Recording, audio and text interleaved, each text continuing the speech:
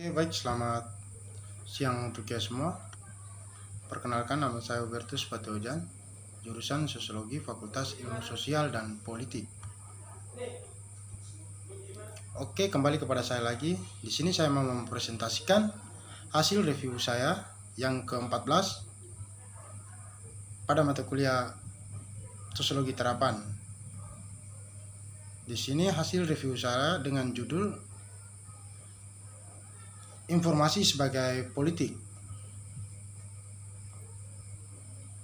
Kita masuk pada bagian awal, itu kita mengenali informasi sebagai politik. Dalam sebuah informasi itu ada sebuah hal yang berkaitan, informasi itu yang berkaitan dengan sebuah politik. Di sini informasi sebagai politik secara eksploitasi dan pembebasan itu sekarang menjadi sentral ke abad ke-21. Tanda-tandanya ada di sekitar kita. Privasi implikasi dari sebuah aplikasi Google itu dan Facebook. Persyaratan layanan yang tak ada habisnya di sini. Di sini kami tidak membaca tetapi tidak terlalu sering atau mengklaim atas hak sebuah informasi yang diberikan oleh orang lain atau kepada kami, yang diberikan orang kepada kami secara awan yang tidak pernah hujan.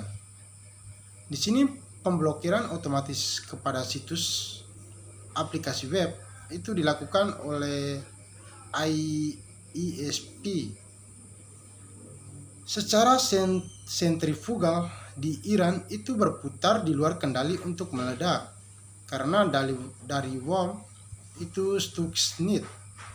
Di sini Grand Dam dan Firewall itu sangat hebat di negara Cina.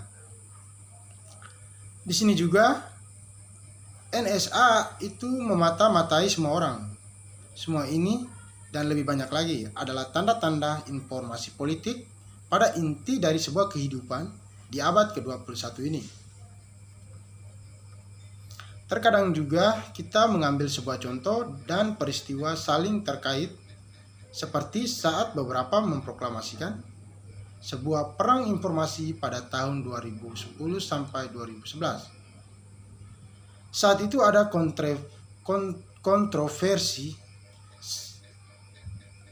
Saat itu ada kontroversi kabel dapertemen sangat di luar negeri itu di Amerika Serikat dibocorkan oleh WikiLeaks dan kemudian pembalasan pemerintah AS oleh proxy ketika perusahaan seperti Mastercard itu menarik layanan mereka di WikiLeaks.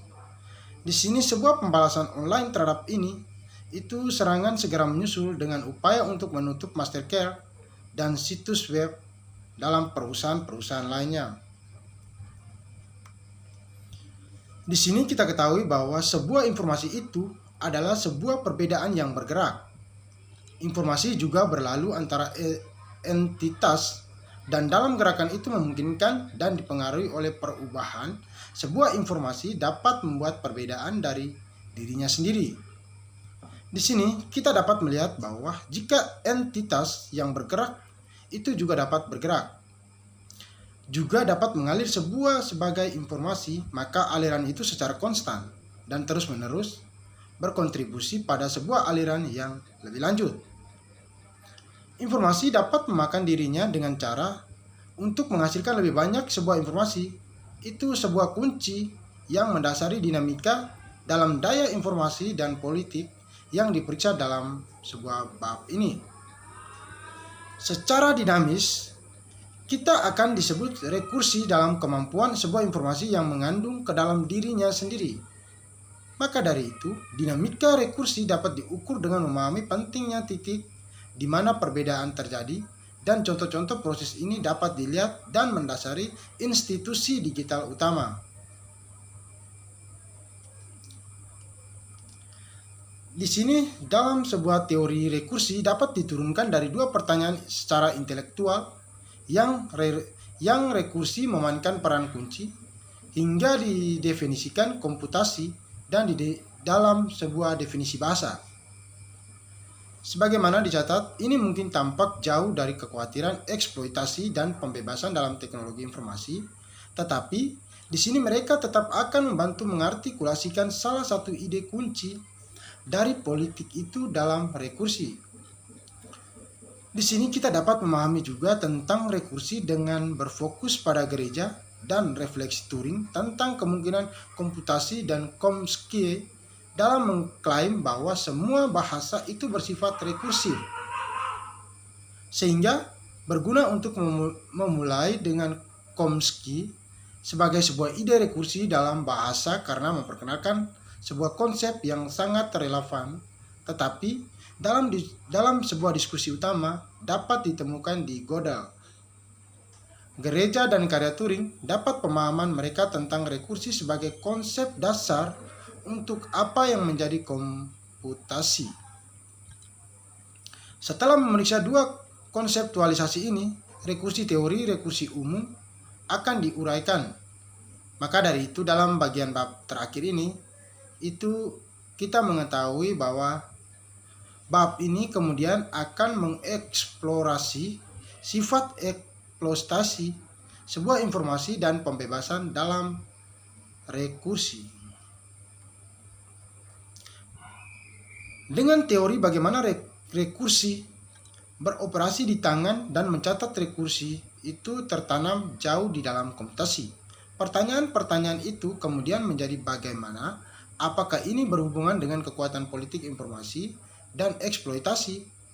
Maka dari itu, pertama, rekursi bukanlah pengulangan, itu bukan hanya kembali yang sama tetapi kembalinya sesuai yang diubah sehingga dapat digunakan seolah-olah kita semua itu sama.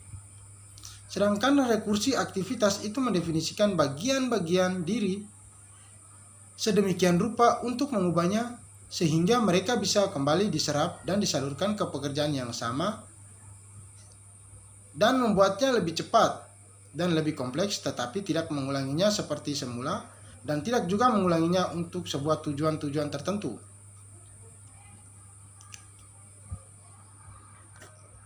Di sini kita ketahui bahwa bukan hanya jumlah informasi yang menyebabkan sebuah masalah juga. Bentuk organisasinya yang menjadikan abad ke-21 sebagai waktu informasi yang sangat berlebihan.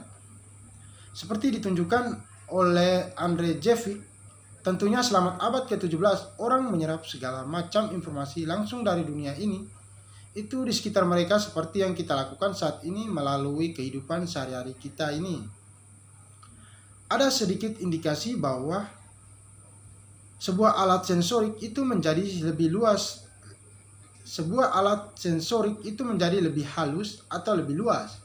Namun jumlah informasi yang dimediasi apa yang kita sadari dan merefleksikan sebagai sebuah informasi yang disajikan kepada kami dalam konstruksi dan dibuat-buat format atau acara TV, misalnya film, surat kabar, Twitter, pembaruan status atau blog, hingga semua ke pesan teks dan sebagaimana hal lainnya.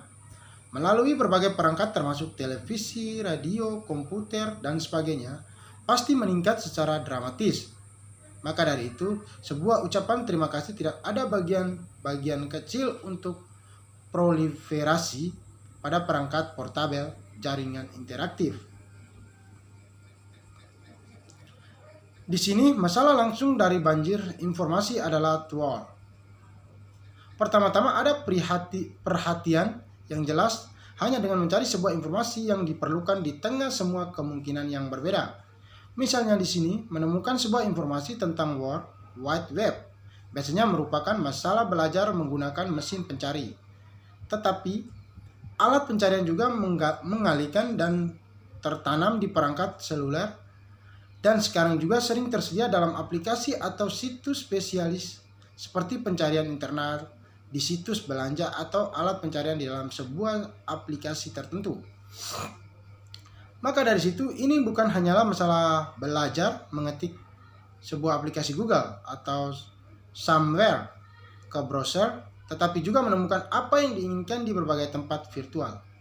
Maka dari itu pada setiap gilirannya tidak ada hanya plug-in dan add-ons yang mungkin atau tidak membantu informasi massal, dan juga informasi yang diperoleh itu sendiri tampaknya meluas jumlah tuntutan sebuah informasi. Untuk menggambarkan informasi yang berlebihan di bagian sebelumnya, tanpa menyebutkan perangkat teknologi, di sini kami tempatkan antara sebuah diri kita dan lautan informasi. Maka di sini saya mengambil contoh itu, misalnya saya sering menyebut antarmuka. Disinilah teknologi memeluk kita dengan cara yang menjadi konstituen dan sering tersembunyi aspek politik kita. Di sini adalah sebuah momen yang sangat umum dan tertanam dalam kehidupan informasi kami yang dibutuhkan sedikit penggalian untuk melihat secara signifikansinya. Maka dari itu pada bagian sebelumnya, signifikansi ini ditandai dengan pencarian dan apa yang dimaksud dengan ini. Sehingga antarmuka yang memungkinkan ulasan-ulasan untuk dilakukan dari bidang dan data sebuah objek. Maka dari itu, ini berarti bahwa seseorang memprogramkan antarmuka yang mampu membaca berbagai penanda data dari objek media yang disurvei untuk memesan apa yang dibaca sesuai dengan beberapa input dari sebuah pengguna. Di sini kita ketahui bahwa ketergantungan pada budaya informasi dan politik yang tertanam dalam teknologi informasi adalah sebuah proses yang selalu spiral ketika kami mengelola informasi dengan cara baru. Informasi itu dan bermutasi menjadi bentuk-bentuk baru yang sering memerlukan jenis manajemen baru. Di sini terhubung ke hyper konsumerisme yang melihat perangkat yang melakukan sebagian besar fungsi yang sama dengan antarmuka yang sama yang berbeda, sehingga dibedakan melalui gaya dan ukuran. Misalnya perbedaan antara iPhone, iPod, iPad mini, dan iPad. Di sini dengan seseorang di suatu tempat tidak diragukan lagi untuk menemukan fungsi yang berbeda jenis komodifikik. Di sini tipikal dari sebagian besar aspek branding dan pemasaran modern itu apa yang dipertaruhkan untuk politik informasi saat menghubungkan ke proses tersebut yang berbeda. Teknologi informasi secara mendalam dan kuat memeluk itu dalam era informasi melalui proses secara spesifik dalam sebuah pengelolaan informasi yang berlebihan dengan perangkat teknologi yang tertanam. Maka dari itu, saya mengambilkan sebuah kesimpulan itu tentang eksploitasi informasi dalam pembebasan informasi. Di sini untuk memahami eksploitasi informasi dan pembebasan informasi itu penting untuk kembali ke teori politik sebagai bidang multikutub dari banyak antagonisme sebuah politik yang berinteraksi sebagai kerangka umum untuk memahami informasi sebagai politik. Eksploitasi dan pembebasan itu ditautkan dan pembebasan adalah dinamika secara sentral dari masing-masing antagonisme yang didasari dalam dan melalui pola interaksi antar kelompok. Maka dari itu dalam sebuah interaksi seperti itu, sesuatu yang memperkaya satu kelompok dan memiskinkan yang lain hingga bergeser berulang kali pada antara kelompok. Oke, baik. Mungkin penjelasan saya sampai di sini. Itu berkaitan dengan informasi sebagai politik. Sekian dan terima kasih. Selamat siang.